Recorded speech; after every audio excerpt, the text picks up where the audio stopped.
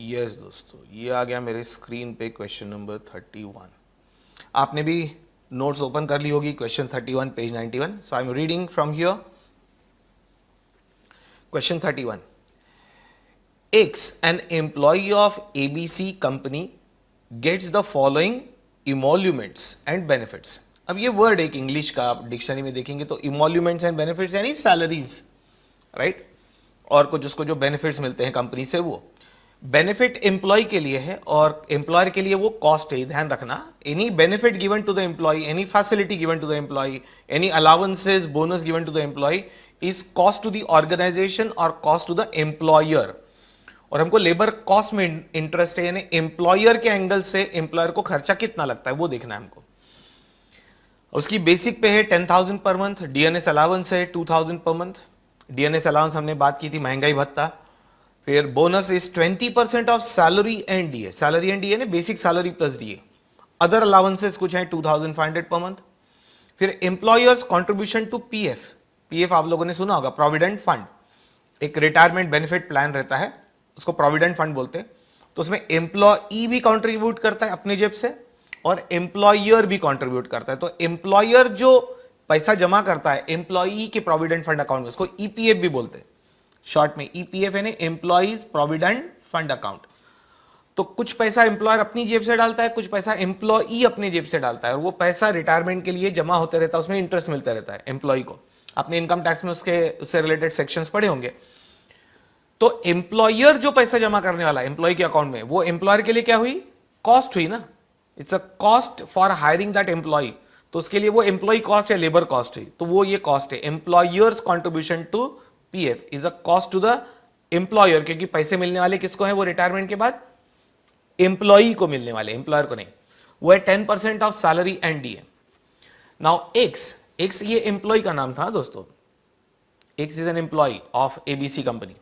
X works for 2,400 hours per annum। अब यहां per annum दिया है, उसका एक साल में उसने कितना काम किया, out of which 400 hours are non productive and treated as normal idle time. अब मैंने ये क्यों पॉइंट आउट किया कि 2,400 आवर्स पर एनम है, ऊपर सैलरी शायद देखो बेसिक पे क्या दिए, पर मंथ, और इनका तो ध्यान रखना ही है, वो पर मंथ डेटा है, नीचे पर एनम डेटा है, वो दोनों को एक लेवल पे लाना पड़ेगा आपको। और 2,400 में से 400 hours is non productive, normal idle time है, वो नॉर्मल आइडल टाइम है। You are required to find out the effective hourly cost of employ X. ये इफेक्टिव अवरली कॉस्ट या इफेक्टिव वेज रेट, ये सब एक ही है। Effective hourly cost of employ X, यानी कंपनी के लिए एम्प्लॉय एक्स को हायर करने का इफेक्टिवली 1 आवर का खर्चा कितना लगा, तो वो that is an earning for employ and cost to the employer. अब दोस्तों ये सिंपल क्वेश्चन है, इसमें एम्प्लॉय एक्स के लिए जो जो खर्चा कंपनी को लगा है वो सब हम ऐड करेंगे एक साल का खर्चा दोस्तों, सभी डेटा को एक साल पे कन्वर्ट करेंगे और डिवाइडेड बाय इफेक्टिव आवर्स करेंगे। ये इफेक्टिव अवरली रेट का मतलब ही इन्फ्लेटेड रेट भी होता है दोस्तों। ये जो इफेक्टिव रेट वर्ड है ना, इस इफेक्टिव रेट का मतलब ही होता है इन्फ्लेटेड रेट। तो इफेक्टिव आवर्स आप देख सकते हैं नीचे पैराग्राफ में, 2,400 आवर्स उसने काम किया, उसमें से 400 hours is normal idle time. और ये हमको पहले से शायद पता है कि 400 आवर्स वेस्ट होने वाले, आपको दिए हैं। तो हम डिनोमिनेटर में क्या करेंगे, 2,000 आवर्स लेंगे, यानी 2,400 आवर्स माइनस 400। वही सब्जी वाले का एग्जांपल मैंने जो आपको परमानेंट देके रखा है कि डिनोमिनेटर में आप इफेक्टिव टाइम लेंगे तो नेचुरली रेट बढ़ जाएगा। तो एकदम सिंपल क्वेश्चन है। न्यूमरेटर में एम्प्लॉय की कॉस्ट निकालेंगे, यानी एक स्टेटमेंट फॉर्मेट में निकालेंगे एक साल की कॉस्ट, उसको डिवाइडेड बाय इफेक्टिव आवर्स करेंगे 2,000 और आपको मिल जाएगी effective hourly cost. That's all. तो लिखना चालू करो दोस्तों, सिंपल क्वेश्चन है ये। Right down question 31 by 91। Statement showing calculation of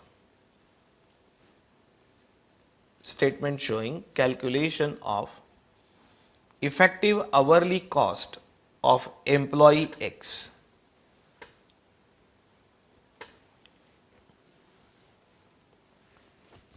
Statement showing calculation of effective hourly cost of employee X, particulars rupees। अब वहां से एक एक डेटा लेते जाना है, सिर्फ एनुअल में कन्वर्ट करना है। क्योंकि टाइम स्पेंट एनुअल दिया है, या फिर सभी डेटा को मंथली में कन्वर्ट करो, दो में से कोई भी एक काम करो, आंसर वही रहेगा। लिख दिया पर्टिकुलर रुपीस। बेसिक पे, क्वेश्चन पे नजर रखो अब, क्योंकि मैं दोनों चीज एक साथ नहीं लगा सकता, क्वेश्चन भी और आंसर भी। क्वेश्चन आपके पास प्रिंटेड है नोट्स में। बेसिक पे 10,000 पर मंथ इंटू 12 मंथ्स कर रहे हैं हम, उसको एक साल में कन्वर्ट कर रहे हैं, यानी 1,20,000।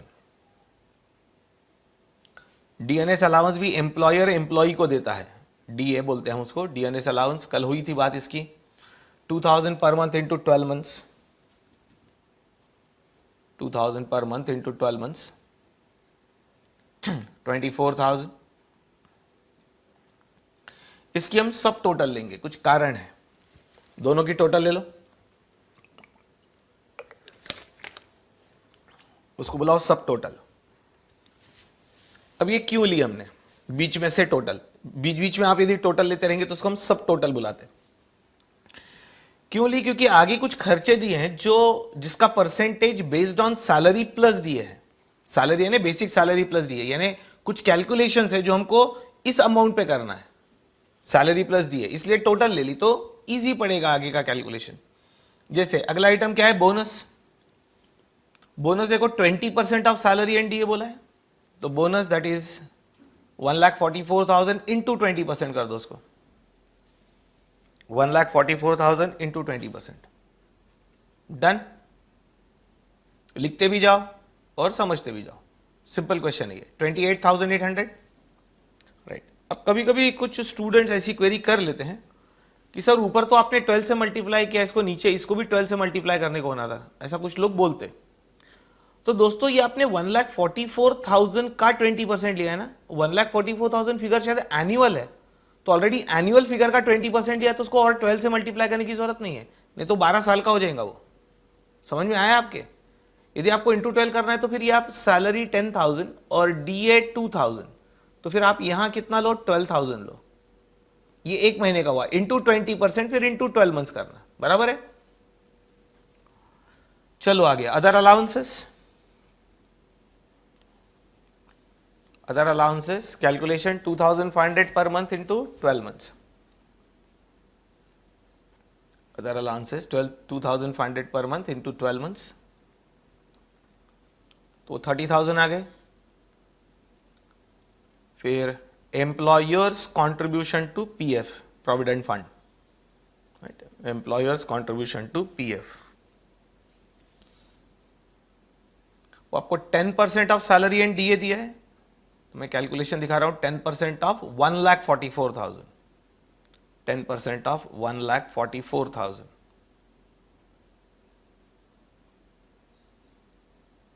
तो हो गया 14,400। अब वो सब उसकी सैलरीज, वेजेस यानी इमोल्यूमेंट्स एंड बेनिफिट्स जो थे वो खत्म हुए, तो ये टोटल हो जाएगी। Total cost to employer per annum, total cost to employer per annum, एक साल का एम्प्लॉयर को खर्चा एम्प्लॉय एक्स के लिए कितना लगा, तो आएगा सब टोटल से आगे की टोटल ले लेना, 2,17,200, 2,17,200। दोस्तों इसको कंपनी में, कॉर्पोरेट वर्ल्ड में C2C कॉन्सेप्ट बोलते हैं। यानी आपको जब सीए बनेगा, पैकेज ऑफर करेगी कंपनी, तो सपोज कंपनी ने बोला कि 12 लाख पर एनम C2C, तो CTC यानी कॉस्ट टू कंपनी, CTC का मतलब होता है, यानी 12 lakh is cost to the company. तो उसमें कंपनी ने सभी बेनिफिट्स आपको जो भी मिलने वाले, इवन ट्रांसपोर्टेशन आपको फैसिलिटी देती होंगी तो वो भी इंक्लूड कर लिया होगा, हाउस रेंट अलाउंस देती होंगी तो वो भी इंक्लूड कर लिया, सब कुछ कर लिया, that is cost to company. तो आपको 12 लाख का पैकेज है, तो ये मत समझना कि घर पे सैलरी 12 लाख लेके आएंगे आप, ये कॉस्ट टू द कंपनी है, उसमें से कुछ तो नॉन मॉनिटरी बेनिफिट्स है, और फिर टीडीएस वगैरह कट के सब डिडक्शन होके हाथ में जो सैलरी आएगी, तो आपने उनसे क्या पूछना है, सर सीटीसी तो बराबर है 12 लाख, टेक होम सैलरी कितनी है बताओ, टेक होम यानी घर पे ले जाने के लिए कितनी मिलेगी सब डिडक्शन के बाद, तो take home salary is quite lower than this. ये सीए पास होने की बात बोल रहा हूं, ये सीटीसी यानी कॉस्ट टू कंपनी, तो ये 2,17,200 is cost to the company. For employee x for an year.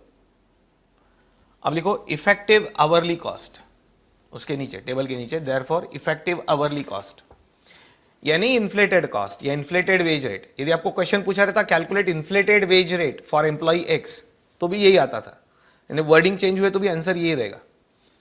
So therefore effective hourly cost is equal to total cost divided by effective hours is equal to total cost divided by effective hours is equal to numerator में 2,17,200 divided by denominator में ले लो 2,400 minus 400 यानी 2,000 hours effective hours. Denominator कम करने से rate बढ़ता है, इसलिए हम उसको इन्फ्लेटेड रेट मेथड भी बोलते हैं। Is equal to ₹108.60 per our, is equal to ₹108.60 per hour, that is effective hourly cost.